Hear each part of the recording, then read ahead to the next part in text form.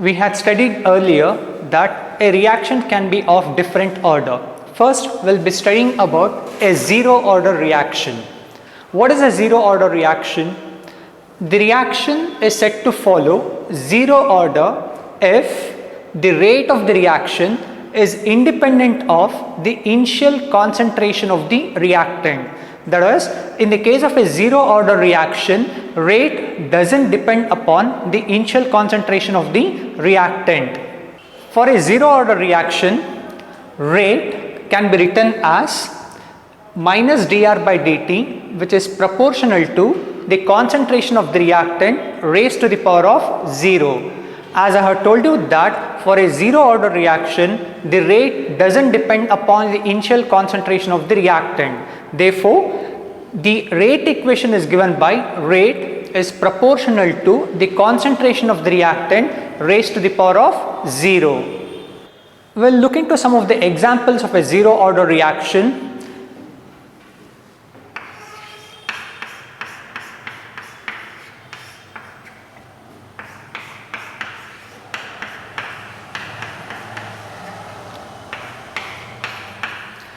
Decomposition of ammonia on the surface of platinum to give nitrogen and hydrogen is an example for a zero order reaction. If you look into one more example, decomposition of Hi, that is hydrogen iodide, into hydrogen and iodine on the surface of gold is one more example for a zero order reaction. So these two are the examples for a zero order reaction.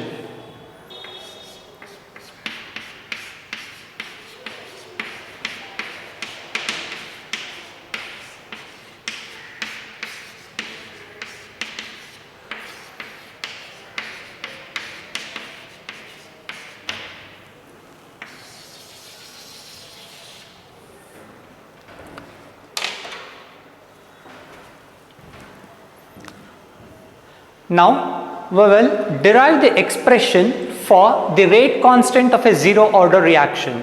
As I have told you that a zero order reaction is one in which the rate is independent of the initial concentration of the reactant. Let us consider a reaction of the type R gives P, and let us assume that this reaction follows zero order. And we all know that for a zero order reaction, rate is given by minus dr by dt, that is equal to rate constant into concentration of the reactant raised to the power of 0. And anything raised to the power of 0 will be unity or 1. Therefore, this equation becomes minus dr by dt is equal to rate constant K. Now we'll rearrange this term. Dr will be equal to minus K into dt. Dr is equal to minus K into dt. Now integrating on both sides, if I integrate this, integral of dr is equal to, as K is a constant, I'll just integrate dt.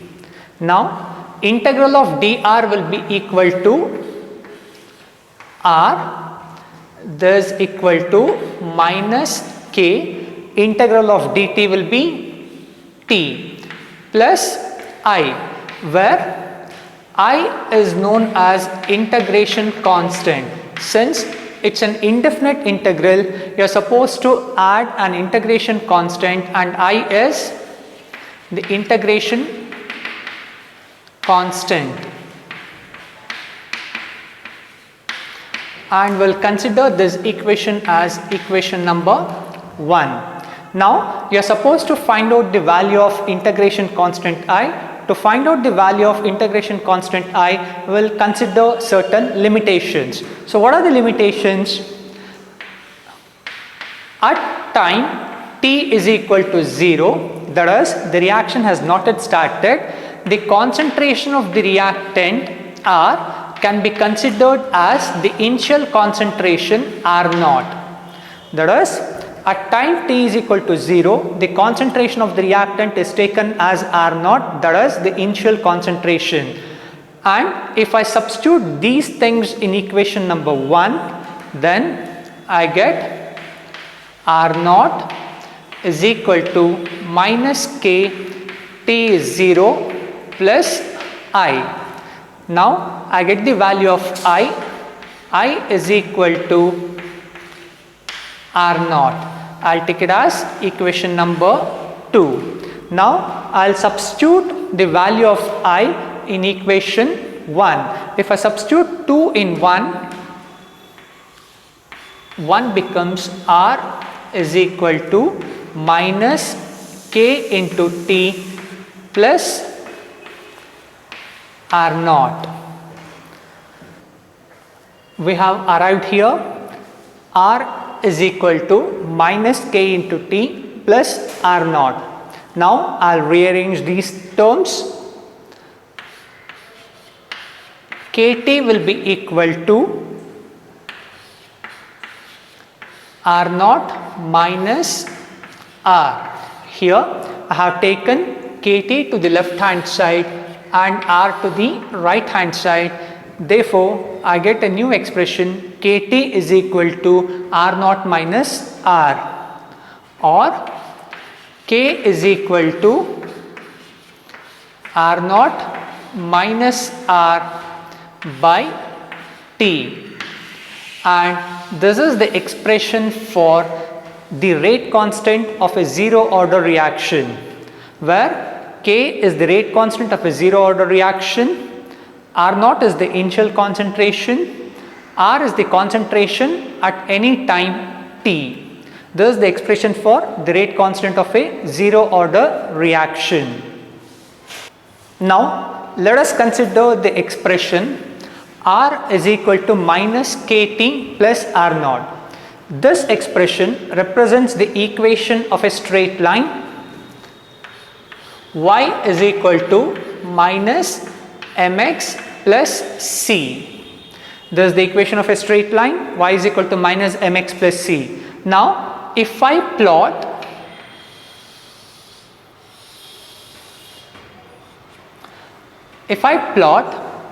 concentration of the reactant along y-axis,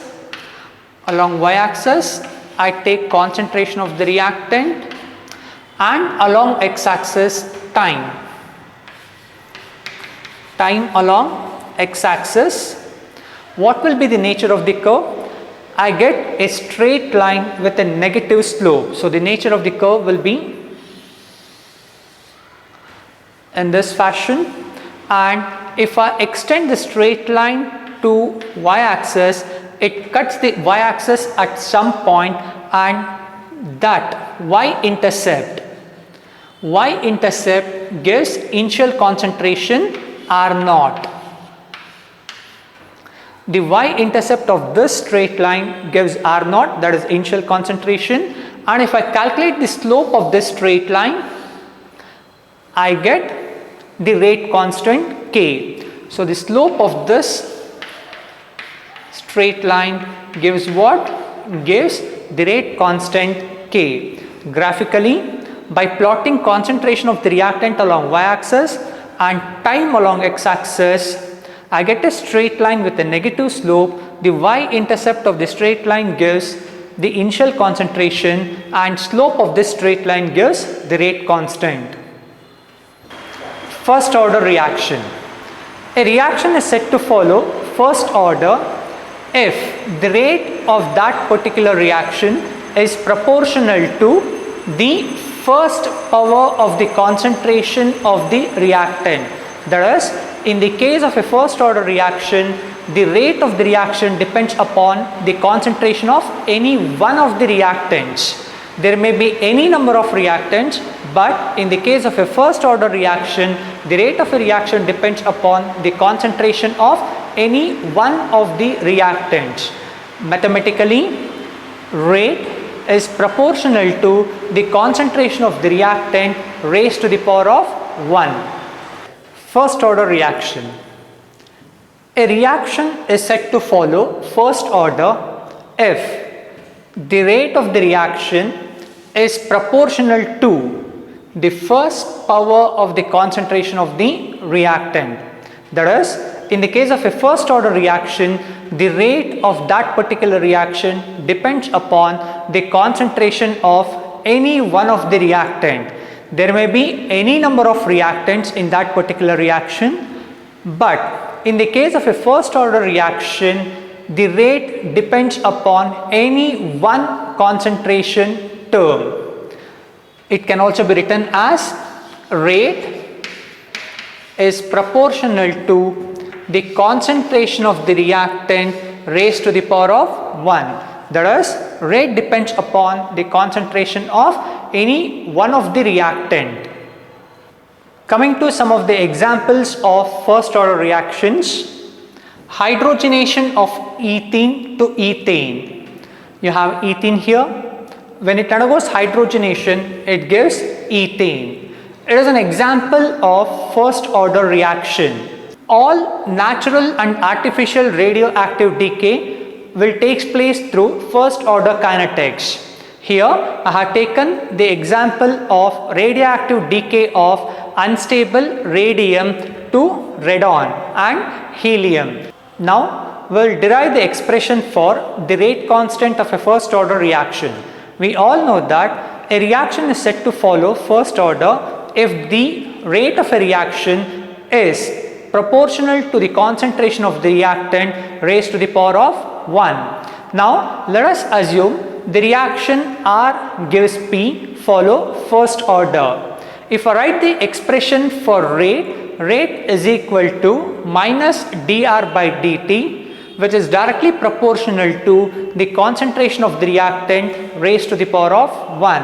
And this equation can also be written as minus dr by dt, that is equal to K, where K is the rate constant of a first order reaction into concentration of the reactant.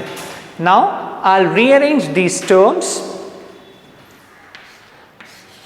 Minus dr by R is equal to K into dt, or dr by R is equal to minus K into dt. Now I integrate on both sides. Upon integration, I get integration of dr by R is equal to minus K into integral of dt. This expression on the left hand side, integral of dr by R, it's a standard integration, and integral of dr by R will be equal to ln R, that is equal to minus K, and integral of dt will be equal to T, and since it's an indefinite integral, I need to add an integration constant I, where I is known as integration constant.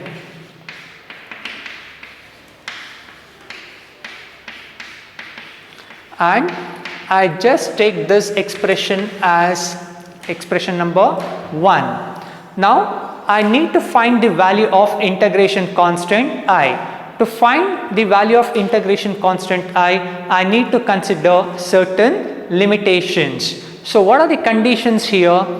Let us assume that at time t is equal to 0, the concentration of the reactant R will be equal to the initial concentration R0. So the limitation is that at time t is equal to 0, that is, the reaction has not yet started. At that particular time, the concentration of the reactant will be equal to what?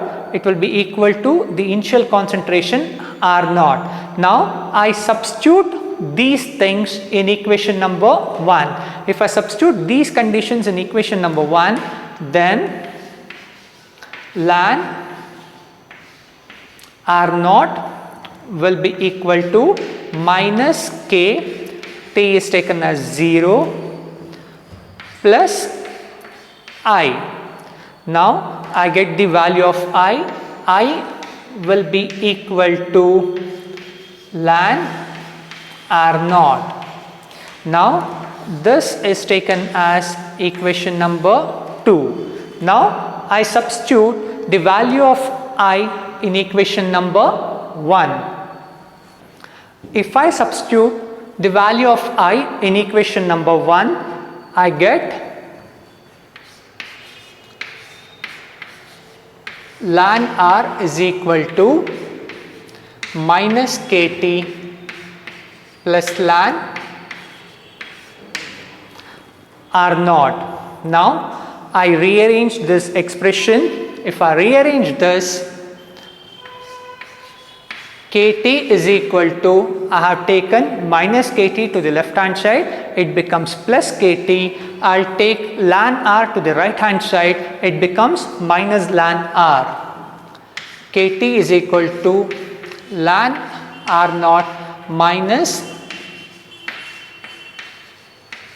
ln R, and this is of the form log A minus log B, and we all know that log A minus log B is equal to log A by B. So what will happen to this expression? Kt will be equal to ln R naught by R. Now I want the expression for rate constant K. K is equal to 1 by 2 ln R naught by R. And in this expression, if you observe here, this is ln or natural logarithm. If I need to convert natural logarithm to base 10, then I need to multiply by 2.303. If I multiply this expression by 2.303, then natural logarithm gets converted into base 10. Therefore, if I convert this to base 10, k will be equal to 2.303 by t log to base 10 of R naught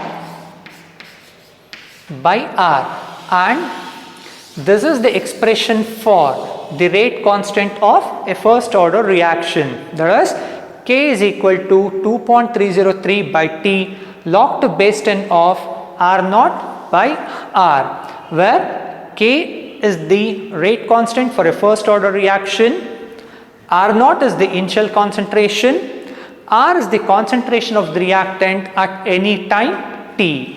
Now let us consider the expression ln R is equal to minus kt plus ln R naught, and this expression also represents the expression for the straight line, that is y is equal to minus mx plus c.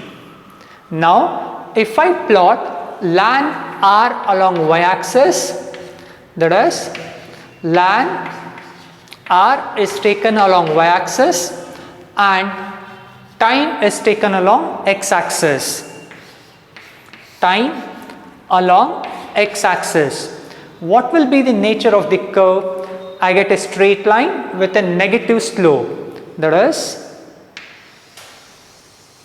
I get a straight line with a negative slope, and if I extend this straight line to y axis, it cuts the y axis at some point, and the y intercept of this straight line gives ln R naught. That is, the y intercept of this straight line gives ln R naught, and if I calculate the slope for this straight line, the slope of this straight line gives the rate constant k. That is, slope is equal to minus k. K is nothing but the rate constant for the first order reaction. Now we'll move on to the next topic, half-life of a reaction. What is half-life? How do you define half-life? Half-life is defined as the time taken by the reactant to reduce to half of its initial concentration. That is, it is defined as the time taken by the reactant to reduce to half of its initial concentration. That is, at T is equal to T half, where T half is the half-life, the concentration of the reactant will be equal to R naught by 2. That is, half of the initial concentration R naught. At half-life, that is T is equal to T half, the concentration of the reactant will be exactly equal to the half of the initial concentration. Now, let us derive the expression for the half-life of a zero order reaction. We all know that for a zero order reaction, the expression for rate constant is given by K is equal to R naught minus R by T, where K is the rate constant for the zero order reaction, R naught is the initial concentration, R is the concentration of the reactant at any time T, and we have studied that at half-life, that is at T is equal to T half, the concentration of the reactant reduces to the half of the initial concentration. That is, at T is equal to T half, R will be equal to R naught by 2. If I substitute these things in the expression for rate constant of a zero order reaction, then I get K is equal to R naught minus the concentration of the reactant reduces to half of the initial concentration by T half, that is half-life. Now, R naught minus R naught by 2 will be equal to R naught by 2 whole divided by T half, or K will be equal to R naught by 2 T half, or T half will be equal to R naught by 2K, where T half is the half-life of a zero order reaction, and this is the expression for the half-life of a zero order reaction. And if we observe here, the half-life of a zero order reaction is directly proportional to the initial concentration of the reactant. In the case of a zero order reaction, half-life is directly proportional to the initial concentration of the reactant. That is, half-life of a zero order reaction depends upon the initial concentration of the reactant. Moving further, we will now derive the expression for the half-life of a first order reaction. We all know that for a first order reaction, rate constant is given by 2.303 by T log to base 10 of R naught by R, and we have studied that at half-life, that is at T is equal to T half, the concentration of the reactant reduces to half of the initial concentration.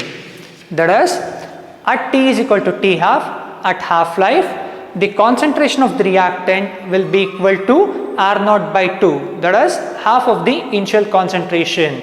If I substitute these things in the expression for rate constant of a first order reaction, then K will be equal to 2.303 by T half, that is half-life, into log to base 10 of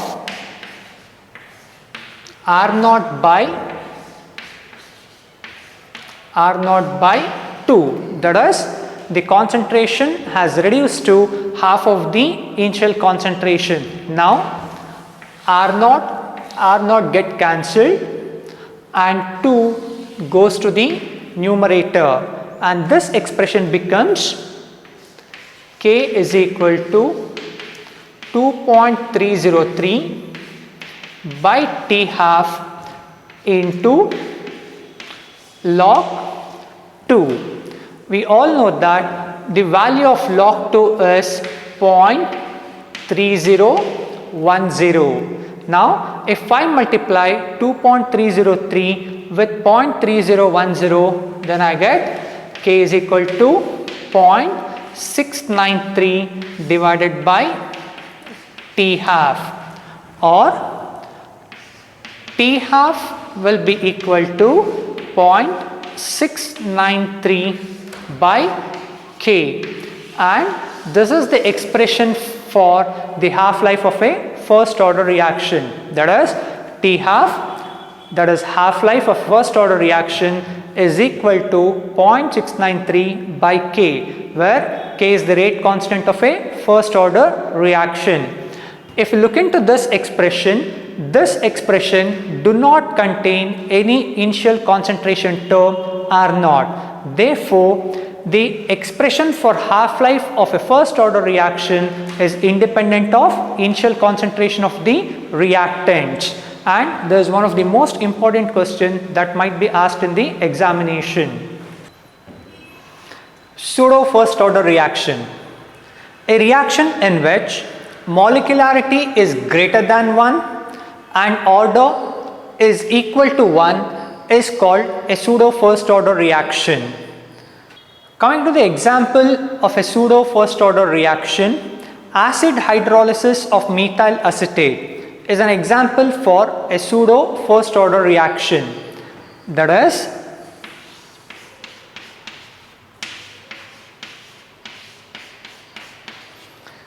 methyl acetate CH3COOCH3 undergoes hydrolysis in the presence of an acid to give CH3COOH acetic acid plus CH3OH, that is an alcohol. There is an example for a pseudo first order reaction. In this example, the order of the reaction depends upon only the concentration of methyl acetate, and the order with respect to water becomes 0. If I write the rate equation for this reaction, then it will be rate is proportional to the concentration of methyl acetate raised to the power of 1 into concentration of water raised to the power of 0. That is, the order depends upon only the concentration of methyl acetate and the order with respect to water is 0. Why the order with respect to water becomes 0 in this case? Remember, in any chemical reaction, if the concentration of any reactant is taken in excess, then the order with respect to that reactant which is taken in excess becomes 0. In this case, the concentration of water is taken in excess, therefore the order with respect to water becomes 0, and order depends only upon the concentration of the reactant which is taken in smaller quantity. Now, why will the order will become 0 if the concentration of the reactant is taken in excess? Whenever any reactant is taken in a large excess, then the change in the concentration of that reactant will be negligible. If I take one of the reactant in excess concentration, then the change in the concentration of that particular reactant with time will be negligible when compared to the concentration, or when compared to the change in the concentration of the reactant that is taken in small quantity. Since the reactant is taken in large excess, there is no change in the concentration, or I can put it in this way, there will be a very minute change in the concentration of the reactant that is taken in large excess, and therefore the rate of the reaction will be, or the order of the reaction will be 0 with respect to the concentration of the reactant that is taken in large excess, and the rate depends upon only the concentration of the reactant that is taken in smaller quantity. In this case, since methyl acetate is taken in a smaller quantity, the rate of this reaction will depend only upon the concentration of methyl acetate, and it is 0 with respect to water. And the overall order, as we all know, that it is given by sum of the powers of the concentration term, that is equal to 1 with respect to methyl acetate and 0 with respect to water, and the overall order will be equal to 1. Such reactions in which molecularity is greater than 1 and order is equal to 1 is called a pseudo first order reaction. Another example for a pseudo first order reaction is inversion of cane sugar.